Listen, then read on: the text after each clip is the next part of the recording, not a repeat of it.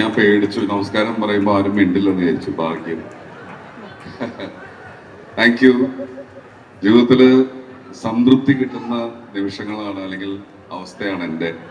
കാരണം മണിരത്നം ഫിലിം, അതും കമൽ സാറിൻ്റെ ഒപ്പം അഭിനയിക്കാൻ പറ്റുക എന്നൊക്കെ പറയുന്നത്, അദ്ദേഹത്തിൻ്റെ നേരിട്ട് കാണാന്ന് പറയുന്നത്, അത് എന്താ പറയുക, നിങ്ങൾക്കും ചിന്തിക്കാൻ പറ്റും, അതൊരു വലിയ കാര്യമാണ്. അത് വളരെ സന്തോഷത്തോടു കൂടി ദൈവത്തിന് നന്ദി പറയുന്നു. പിന്നെന്താ പറയാ, സ്റ്റക്കായി പോയി.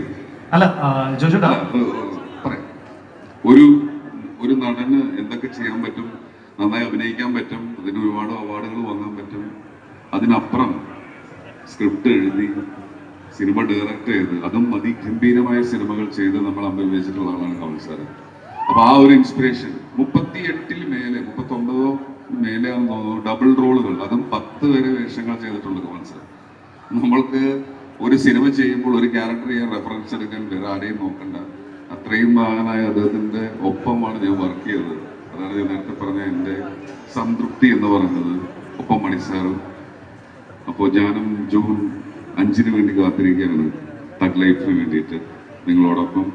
താങ്ക് യു തന്ന കൈയടികൾക്കും നല്ല വർത്തമാനങ്ങൾക്കും താങ്ക്സ്.